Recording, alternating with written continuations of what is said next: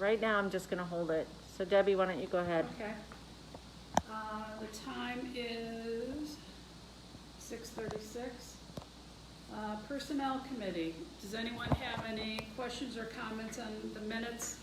And before we get further, as I was working on the special meeting that was the same night as the committee minutes, I realized that my notes on the letter we formulated adjusting civil unrest and all that, I left off the Personnel Committee minutes. It wasn't part of the board meeting, so I will update those, and at the August committee meetings, I'll change the Personnel Committee minutes to reflect that. Are we having one? Because in August, we typically have been having just one meeting. Well, we have a committee meeting and go into a board meeting a half hour later. Okay. So I will make a correction to the Personnel Committee minutes.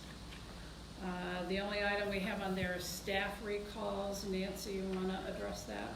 Yes, because we are in a committee meeting, can you just introduce the people who are here? Debbie? We have Mr. Russo, Mr. Gerbach, Ms. Iwamoto, Mr. I've got it going on my phone. Okay, I mean, we can go live, Ellie. with Kim's account. Well, Oh. let's just keep it going, okay? Sorry, I'm sorry. Ms. Iwamoto, Mr. Tarakia, Ms. Carlisle, and Ms. Crenshaw, and we're missing Ms. Llewellyn. Right, and I spoke to Ms. Llewellyn this afternoon, and she said she would be joining us, so she just may be a little late. All right, let's go back now. Staff recalls. So, it was our intention to open the, computer services at each branch library during the month of July.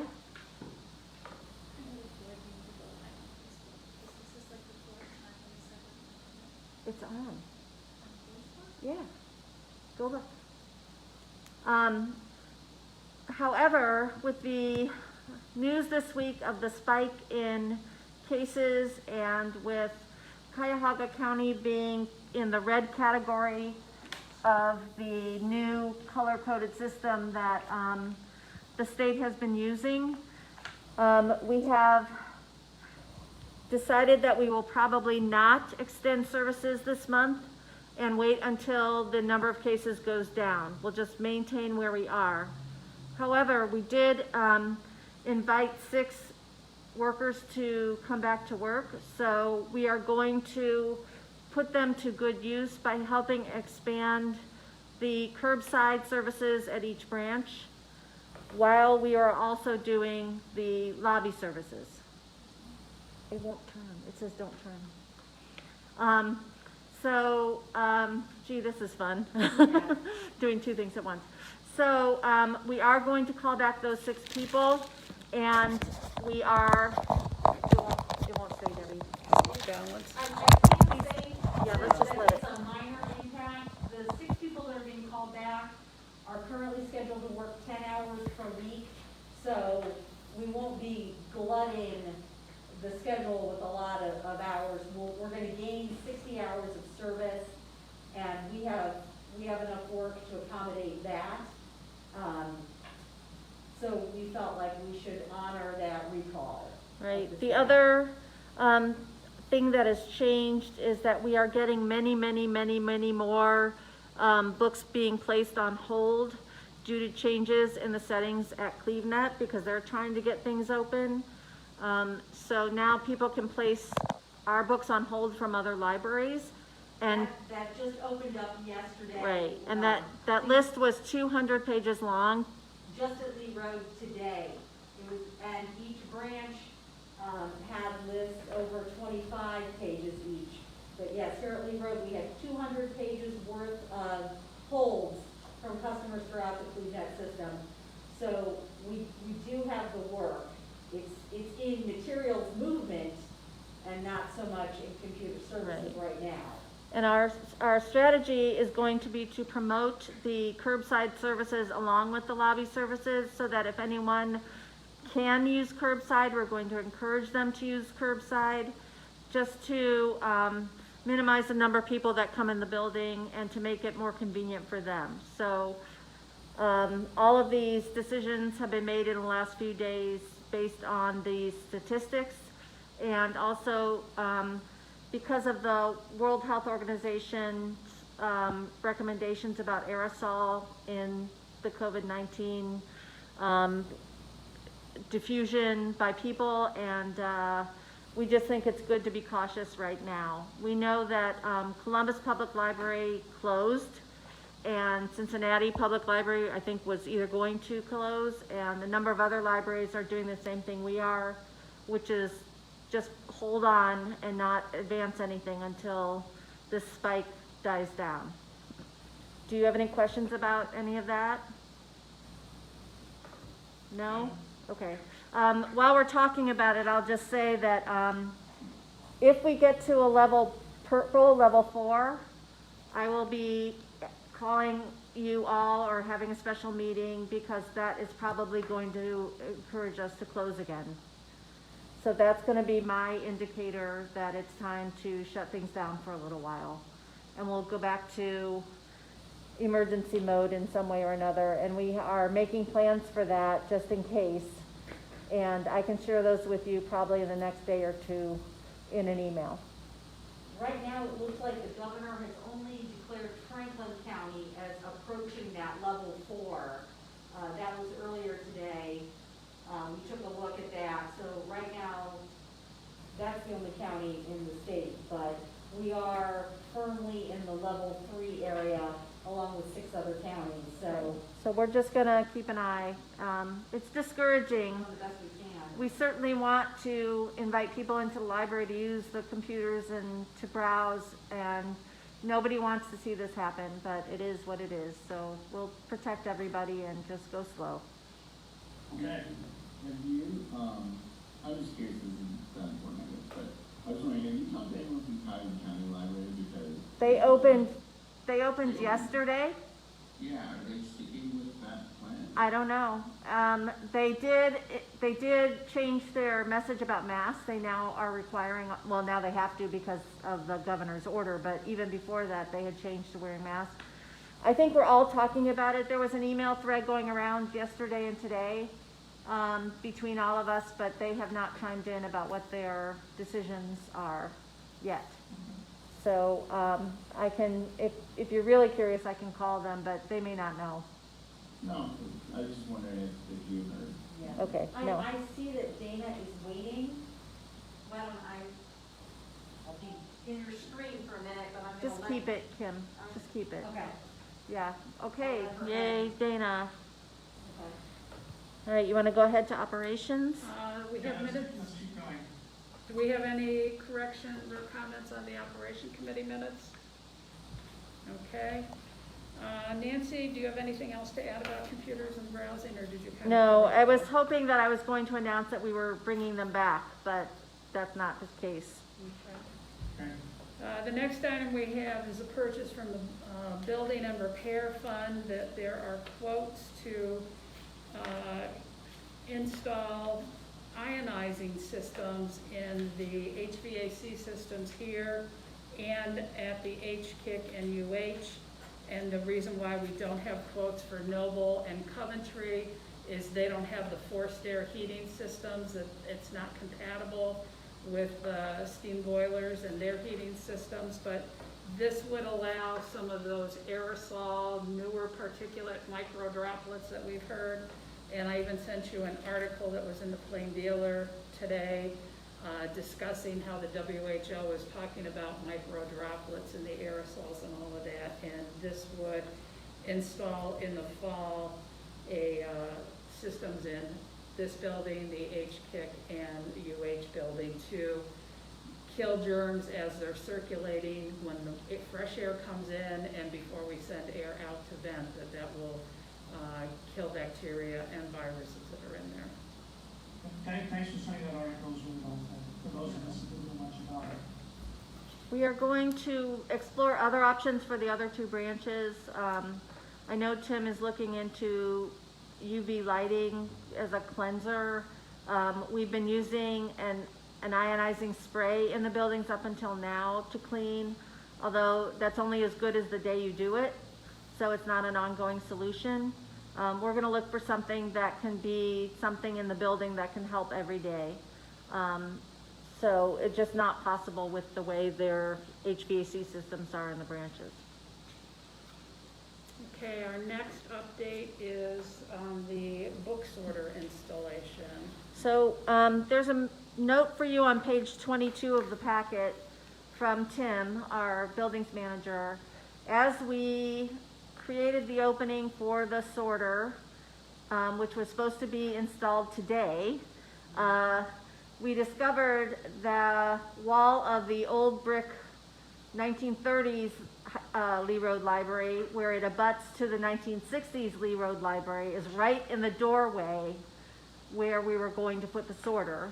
And there was not a sufficient, there was not a sufficient lintel to carry the weight over the opening that we needed to create for the sorter. So we're going to install a new steel beam to carry the weight and transfer it down to the supporting pillars in the basement. You've all watched the shows on TV. They do this all the time.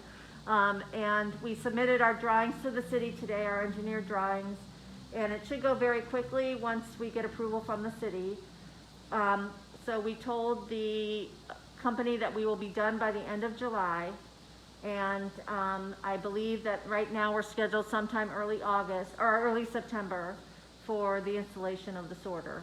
Their rep was here today, took a look at everything, and it's all lining up, but it's just an unfortunate placement. It's right there where we need to put a little extra support, which is the right thing to do. So we will have a change order for the project, and then also just know that we'll probably just kick it down the road another month. Yeah, they actually haven't committed to a date just yet. They have told us September, but they can't give us a date quite yet. Right. All right, I'm gonna try to let Dana back in. Dana is still in the waiting room. Yeah, I let her in before and it didn't connect, so I'm trying it again. The other thing is when we have the resolution to make the change order, it'll be for the electric. We had to pay for an engineer's drawings, we had a fee to the city, and then for the actual construction. So, as Nancy said, What's the total increase in the budget? Tim is saying it could be up to $7,000 additional with having the engineering and all of that. So we should have it for the August meeting to approve. And since we're not going to be doing the installation till September, I think they'll be working on it at the end of this month and August then. Thank you. So that won't be on the agenda for July, unless we do get all the estimates, but we're not sure yet. The next item in there on page 23 is a budget update, and I did kind of a quick method to say that as of the beginning of the fiscal year, our salaries were budgeted at $4.8 million, and after we did the staff reductions as of June 1st, that knocked the dollar amount. This is making an assumption that it's going to stay the same till the end of the year, which it won't because we've already called back like 8 people. So this is kind of ever changing, but I wanted you to see that if we had operated with the staff we had on June 1st, we would have had $3.4 million in salaries. But then when you look at what we owe from unemployment and for the Shared Work Ohio, when you add that to it, we would still be saving $1.147 million. So I'm going to look at the end of each month, updating this because we still have people that have finally gotten their claims through on Shared Work Ohio or unemployment, that people that worked part-time here and part-time somewhere else, we're not seeing their determination a claim until both us and their other employer have filled out the paperwork. So some of these people unfortunately have just started, got their benefits back through June 1st, but they weren't adjudicated, I guess would be the word, until just in the last week or so. So we're still on track to save over $1 million in just salaries, but then also as we go through, we'll be saving money on Medicare, which is 1.4% of wages, and also the retirement, and after the end of July, I'll be able to give a better number on that, so we're still on track to do that. Right now, when I was looking at web pages over the weekend and went onto the county treasurer's website, because I thought I hadn't received my tax bill yet. They have now rolled the tax due date to August 13th, which then means we probably won't have the final collection of distribution of the tax money until maybe October, if they don't have people's due date until August 13th. So that just stretches out how long it will be till we find out. And oddly enough, today, the public library fund amount for the month of June, which we will receive in July, that is higher than the month of May. In fact, for the first 6 months of the year, it's the second highest amount that we've had. So we are just at a loss as to how, if there's no sales tax and people got an extension on income tax, that we've gotten, the county itself is getting over 5 million when the last 3 distributions were just a little over 4 million. So we're still waiting to see what happens with that. But right now, we're on track with still being able to save close to $2 million, regardless of what happens with any of the revenue in that. That leads us into PLF discussions, as the formula that Cuyahoga County uses to distribute the money we get from the state has an expiration next year, and discussions are ongoing, and Nancy will give you an update on that. The 9 libraries hired an expert in Ohio taxes. He works for the schools and he worked for the libraries. His name is Dr. Howard Fleeter. He is looking at a number of different factors, including home values, median income, children in poverty, property valuation, population, property taxes, and tax effort. We circulated among the libraries just some of his ideas about what we could possibly use for the factors that we're going to include in our distribution. And but a lot of us were busy trying to reopen, so we've kicked the can down the road, and we will probably be talking about it more in September. But we still have a year to work on a new formula. And when I look at it, no matter how you slice it, we're still about the 3rd largest library. And it's the distribution by population anyway is very similar, even though between Cuyahoga County and Cleveland Public, there's been a lot of switching back and forth. So I can anticipate that we might lose a little bit from the PLF in regard to the other libraries, but not a lot. And we'll just have to see how the negotiations go. We may decide to keep the formula we have just because it's easier, or we may find that some of the libraries really want to dig into it and reassess and redistribute, which could be bad for everyone. So it just depends. And if one library, we've heard this before, but if one library does not agree, it could go to the court and no one would get any money until it was resolved. And going to court would be very expensive. So we're going to try to work very hard to come to a satisfactory conclusion that we can all live with. Hey Nancy, Mm-hmm. I don't think that group has hired an expert before, or have they? I don't know. The last time they really changed it a lot was before I was director. It was probably around 2006. And I think hiring an expert is a really good idea because he's trusted and he has sources for all of his facts. In other negotiations, there have been a lot of questioning about where did you get that number, and people were not even agreed upon which numbers to use. So hopefully by having an expert, we've pushed all that out of the way. It sounds almost like he's a little bit of a mediator, getting everybody to agree. Right. And Okay. he's definitely his name is Howard Fleeter, and he's definitely an expert. Dr. Howard Fleeter. Yeah. And he is an expert. He worked in the Department of Taxation quite a few years when there were Democrats in office. He was the assistant director of the Department of Taxation back in the 80s and all of that. And once he left public office, his consulting firm has done a lot of work on the school formulas and the local government fund. He really knows where the numbers are in Columbus. Great, thank you. The anti-racism task force update. We have reconvened the anti-racism task force, and our consultant Dr. Tamika Taylor will be convening some focus groups next month using Zoom technology. So we are very happy to be moving on with our work there. So many things have happened in the world since we started this 2 years ago, and if anything, I feel much better equipped to have discussions with my peers around a lot of this because of what I've learned by working at the library and the training we've been taking. So I think it's done a lot of good for us, and I'm looking forward to the results of the task force with her focus groups, and then we'll move on to some internal investigations as well. So our community partners will be notified in the next few weeks, and we'll start setting those up.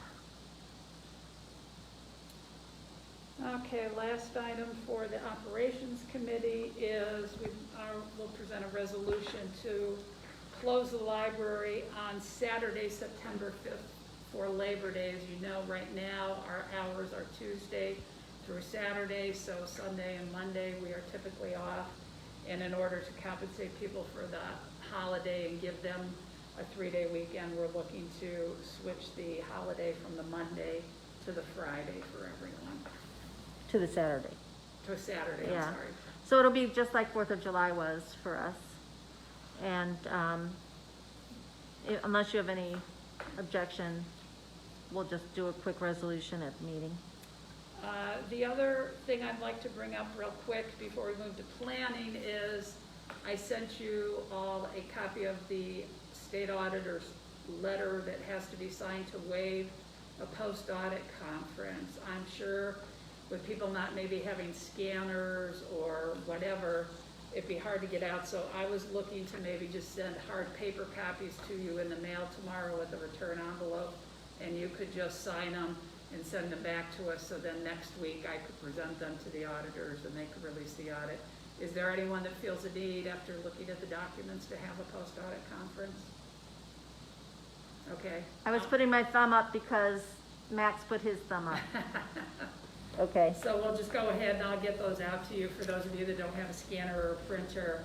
I don't think even if you signed it and took a picture of it with your phone, I could be able to print it in that. So I'll just do snail mail copies to everyone then.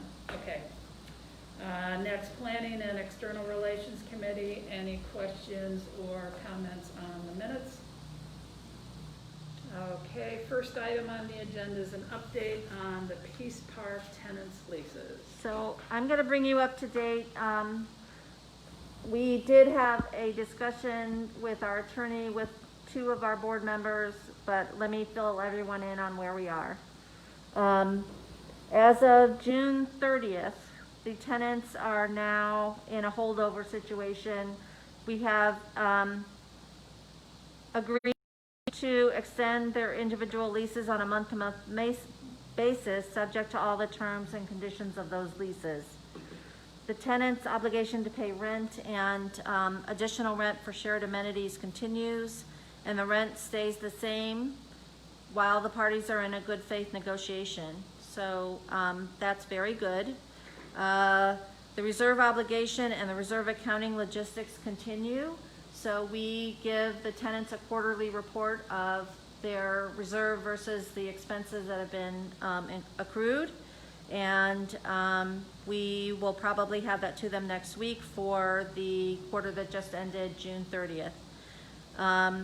A final reserve accounting cannot be completed until the whole, until the tenant's residency either ends or we move into a different situation. So we just keep a running balance of what the reserve is and what the expenses are. So we have asked the tenants to sign a letter of intent that would allow for a 1-year extension of their occupancy in the building. We've asked them to sign that by August 1st and to make a payment of $25,000 to the reserve by that same date. And the amount represents a payment by the tenants to show good faith and real-time contribution to the expenses that are accruing, including some HVAC repairs that are happening quite frequently now, and we are concerned about the health of the HVAC system and thus the amount of money we required as a good faith payment. At this time, the reserve has in it about $12,000? $10 to $12,000. $10,000 to $12,000, and the amount owed is close to $100,000. So this $25,000 payment will go a good way toward showing that they are willing to pay off that balance and to keep our situation moving forward. This is the second LOI we have sent to them. We sent one originally in June. I believe it was the 2nd of June. And the tenant's wholesale dismissal of that LOI led to the current state of them being in a holdover situation. So we hope that it will work out well and that the tenants will agree to making an agreement with one entity, the Coventry Peace Campus Incorporated, and the library, and that we can keep our relationship moving forward with them in good standing. People have already asked me what happens if that does not occur, and if not, then if they will be asked to vacate the building by the end of September. But we hope that that's not the case. And what happens to the library in the building if it doesn't work out, and our plan has been and will continue to be to start working on tearing the building down and making the park bigger, unless there is a tenant that is willing to take over the whole space. But we are not interested in having small leases with small entities. Being a landlord is not our primary purpose, and it takes a lot of time and a lot of taxpayer funds, and we want to move them along to a more stable situation. We've agreed to carry them over for 2 years, and that time has expired. So it is time to get this moving or get it done. Does anyone have any questions about the situation now? Okay, I do want to say, I mean, we enjoy working with them. They are all important institutions in our community, and we realize that. But we also realize that everyone has to do what's good and healthy for their organization. And we did just cut $2 million from our budget, including a great deal of staff and compensation for our staff. And it is hard to justify that when we are carrying this debt. So we want to get it all paid back and move on. I have a question there too. Okay. I know I've missed some. Hello, everyone. Hi, Dana. Hello. You've got the cabinet in your phone. Oops, sorry. What is the date that you stated they have to pay the $25,000 by? August 1st. And do they have to sign something with that? They have to sign the letter of intent, which is, Is that due at the same time, or you're yes, allowed same time. August 1st? Yes. We sent them the letter June 30th, and they have to sign that by August 1st, and they would be paying a $2,000. Well, No, they're just paying, they have to pay the $25,000 towards the reserve, and then we'll set the base rent for going forward. But we would, instead of getting 7 checks like we do now, we want to have it with just the organization with 1 check. one other change that is coming is that the Family Connections group has already told us that they would be leaving by December, and now they have adjusted that up to October. So one of the bigger partners is leaving the building, and the plan that the tenants have proposed is to shuffle it around and also bring in new tenants. But unless those new tenants are in place, we're concerned about how they will have the financial wherewithal to continue. Do they have any real hope of getting $25,000? Well, we hope that, yes. First of all, if you divide it by the 9 tenants in the building, that's a lot less money. That's one way they could raise it. I mean, I'm not in their shoes, but that's one way. Another way they could raise it is to go to their boards and say, you know, we've known that this bill was coming due for 2 years, and it's time for you, our boards, to help us fundraise and get that done. The lack of urgency to fundraise has been a concern, and we see this reserve amount not being paid back. So it is very important that they show the capacity, and they are reluctant to raise the amount of rent. So where is it going to come from? Because another point which we learned about is, you think that a number of the tenants maybe have taken advantage of some of the government loan programs to stay afloat. And those loan programs are intended to do things just like this. Babies, families, occupancies. So, you know, if you'll hear about this from the community, and I'm going to reemphasize, you know, this was the deal going in 2 years ago. And we're giving them some extra time in light of what's been going on in the world in the last few weeks. Which we think was appropriate, because, you know, we were caught flat-footed like a lot of our organizations, but they had problems that predated this, and we think they have funding sources that, you know, they can rely upon. So, I have a follow-up question. So, when we had the previous meeting with them, beginning of the year, Yes. does this seem like, I have 2 questions.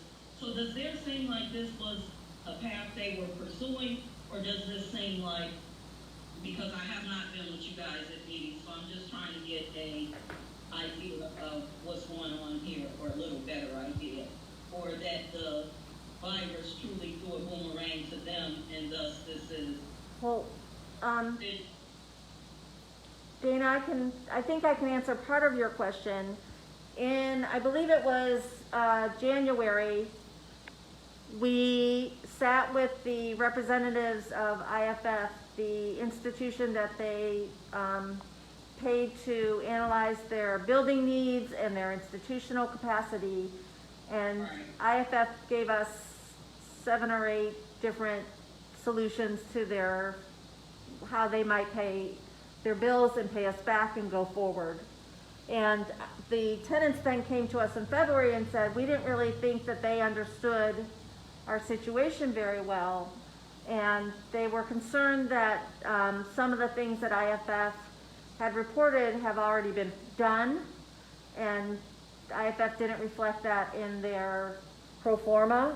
And they also said that they had some other options for things they would like to do. And so the tenants came up with a separate pro forma, and we were examining that in the end of February when things started to close down.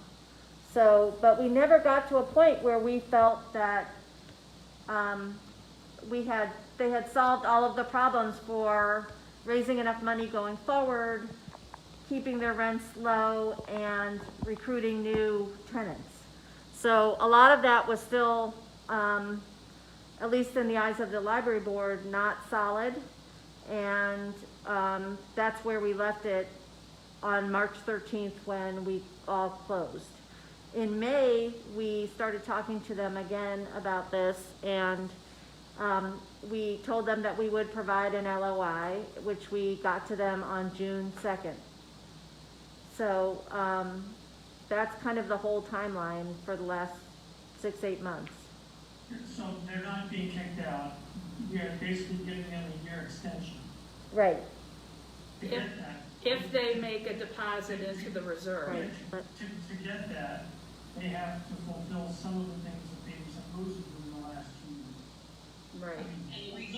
and reserve from your perspective, Nancy, and maybe yours, Jim, as an attorney, would be the reserve, right? Well, we have spent $100,000 more than what they have paid us on repairs and maintenance. And the agreement at the beginning was that they would pay us back in full. So at this point, they've only paid us back for $12,000 of that $100,000 amount. And we want to have them show us and have some evidence of good faith that they are intending to pay back the library and are capable of having enough money in their coffers to operate the building independently. Yeah, I just wanted to have a, Yeah, that's good. It's good to review it. It's good to review it. So, And, go ahead, Max. okay, I just, I kind of wanted to emphasize for the record as well that, as somebody who's been involved with this from the very beginning, I can state, on the library's behalf, that, we have advocated for nothing less than the success of all of the organizations, that are in that building. We see them as an asset to the community. They are, they do bring value, they do good things. But our primary goal here was to, maintain this space, building and park as a public space, and to prevent it from being, privately developed into places where the, people in the community will be able to enjoy it. We really, I think that we put it, and I can't, I'm speaking for myself, but I know that, Nancy and Debbie and everybody else has put in a lot more time than I have on this. But we spent a lot of time on this. At some point, we need to know, there are going to be some very large expenses going on in this building, in the next several months, if they're going to stay there, and it's going to actually be in that building. So we need to know, that we're not going to be putting all of this ourselves, that there needs to be some kind of major buy-in from the tenants, some security, because, I don't want to spend a whole bunch of the library's money on keeping up this building if we're going to end up tearing it down in 6 months or a year. So, Right, so we've done a really good job of, I think, showcasing what these organizations do, helping them out as much as we can, but at this point, it's been over 2 years, and it's becoming expensive, and, we knew that there was going to be some expense to this, and that was something that we were willing to do at that time, and are still willing to do as long as there's a true partnership between us and the Coventry Peace campus. Yeah, well said, and I think people want to make sure that we're being good stewards of their taxpayers' money. And, carrying these people for 2 years was, not exactly what our mission was, but people seemed comfortable with it in order to help sustain these organizations, and I think we did the right thing by doing that. I think what we're asking for now is fair and realistic for everybody. I do as well. Again, I feel, I've missed quite a bit here lately, and I wanted to have a good overview of what's occurred in the recent weeks, months, because it seems calculated a little after our January meeting that we're here this soon. And my primary goal is to have our community, Cleveland Heights University Heights, be confident that we are, spending their money well, and that when we join in an unusual project, that it would not, deplete the library in a way that won't allow us to do the library things, for lack of better words. So yeah, when we start to pour too much into this, so I was asking for a reason to get, in whatever I have missed, a better overview of where this angle came from. So I was a little surprised when I was reading some of the material, and I don't know, I need to have a picture in my head of what's going on. So yeah, I think that's totally reasonable what we asking, and in fact, I think it's, necessary to be insisted on. I don't think we can even move on without, that it starts to become too much, it makes us too vulnerable in other areas, especially when you add in what COVID has done to us in those places, budget, etc. So I was just trying to get a good overview. Thank you. We appreciate. Any other comments on this topic, or can I move on to the East Park? Well, the next item relates to the building, and it right now it's more informative, and we'll defer, but there are problems with the HVAC rooftop units there, which we knew all along, and we've already spent a service call for 617 to diagnose, and there are 2 rooftop units that the quote for repairs right now is over $5,000. And then there's also an IT closet, which is essential and needs to have another $3,000 on that. But right now, in talking to Tim, our facilities manager, the way the units are functioning now, it's keeping the building at a reasonable temperature. It's not unduly hot. The IT closet, as long as they keep the door open so the air circulating in the building keeps the equipment from suffering any damage, we're okay with that. But once we get as we start negotiating with the tenants, if we do so, there's at least a $9,000 to $10,000 bill that would need to be addressed between now and, say, Labor Day or early fall in order to get everything going. So I think we will hold on to this and wait and see what happens after August 1st, because it's managing okay, but we wanted to present it just so you could see if something does all of a sudden completely fail, this would be another expense that we would have to make. But hopefully, if it lasts until August, then we'll be able to determine if the tenants can take over that expense. So we'll hang on to that one. So Peace Park space, Nancy. Okay, so another result of COVID-19 is that many organizations have recently asked if they could use the Peace Park for socially distanced activities. We've had a couple of different activities from the city church, a beautiful prayer service in honor of the Black Lives Matter and George Floyd, and another great, thousands of people, I don't know, hundreds of people marched through Cleveland Heights in an action sponsored by a group called Safer Heights, which are a bunch of returnees from college, graduates of Heights High, who have worked to make the area a safer place for everyone to be happy in. Anyway, we did not have any real rules written down for using the park. So I've been working on adapting our regular meeting room rules to a park set of rules. And that way people can apply online just like they do for meeting rooms. And because it's getting busier, we need to start scheduling the park more closely. They're not done. We have a admin AST meeting on Friday. I'd like to show them to the staff before I share them with you. But as soon as that's done, then you'll probably get them next week and we can vote on them. They would be added to the service and administration policies, just like our other meeting room rules are. It's a little bit different because you can have many things going on at the same time in the park, but we don't want to have conflict between groups. And so we would like to keep a calendar at least. And then it's not like we can provide security. We don't have that capability. There are no public bathrooms there, especially now with the buildings being closed, and even in the tenants, the people in the Coventry area, the restaurants, they're not letting people in. So we just need to make some things clear to people before they come, and then if they are selling anything legally or through policy, we say that a donation should be made to the Friends. There's a whole bunch of different things. So we don't want to have them using fireworks or grills or things. So that's the kind of rule that we're talking about. And we will send that to you next week.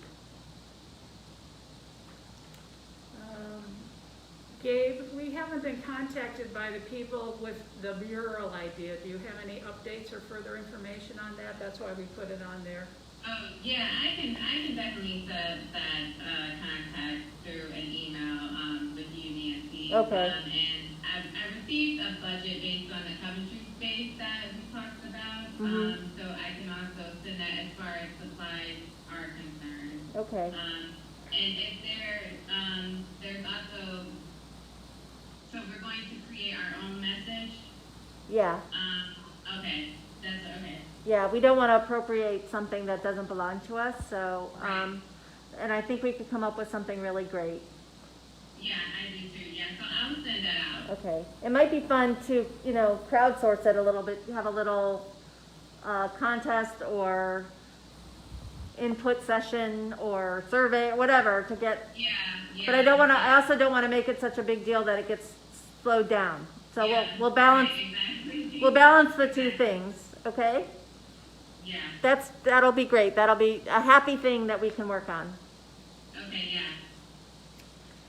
The last item we had is at the previous meeting, we discussed a letter from a customer that disagreed with our policy regarding masks, requiring masks within the building, and we had discussed and crafted a response, and I guess after hearing the governor today, who's ordering everyone in Cuyahoga County to send out wear masks out in public, Nancy had a discussion as to whether or not we should still send that letter or just cite the governor's order. Are there any thoughts or opinions from the board on that? Well, citing the governor is something that takes it out of our hands and simplifies the response, okay? Yeah, yes. So, You definitely don't send a response, though. yeah, I would like to. Yeah. I think we should still send a response because, look, if the governor had not said that today, then what is our stance? Our stance is you have to wear a mask. Yes, So, based on medical science. but I do think, Jim, as you stated, we could also cite that, but Yeah, I think, yeah, I think, because what if he ends earlier than what we feel is safe? Right. I think, yeah, our letter is probably fine, and then at the end of our letter, citing, by the way, Okay. the governor has eliminated this. Perfect. Yeah, but I think, as Dana was saying, though, I mean, I think it's really, it's good to cite the governor, but, I've been in situations over the last couple of months where, we've done that, or I've noticed other organizations do that, and then as soon as the governors stop requiring that, there's something that they're like, all right, well, you were saying the governor, so now we can go back and do it, right? So I think it's good to cite the governor for now, but I think we need to point to, all the other things that we were talking about originally in that letter, all of the articles that have come out, and every time I see a new article about why masks are a good idea, I think of this person, and I'm like, here's another thing we should put in this letter, here's another thing we should put in this letter. I mean, it's becoming more and more apparent that this is something that is airborne, the masks do a really good job of not such a great job of protecting yourself, but for protecting others from you projecting your own, kind of the respiratory things that come out of your body when you talk and breathe and laugh and cough and do whatever. The masks are incredibly important and necessary, so that, once, because the governor is going to be influenced by politics, whereas we don't have to. So the governor may end the mask requirement earlier than we maybe ought to scientifically. So citing the governor's fine, but I think we need to make certain that, they know that we have the right to do this as a library, as an organization, and that we will, if the governor's doing it now, we might continue to do it even beyond what he says. Okay. Thank you. Thank you. That's helpful. I will, I did let her know about a week or so ago that we would be discussing this tonight and that we would reply to her tomorrow. So I will get that out in the morning. Anything else for the good of the order? Okay, we will Zoom with you on Monday, July 20th at 6:30. Thank you all. Thanks, Victoria. Have a good evening. Bye. Okay. Bye-bye. Bye. Thank you. Be well.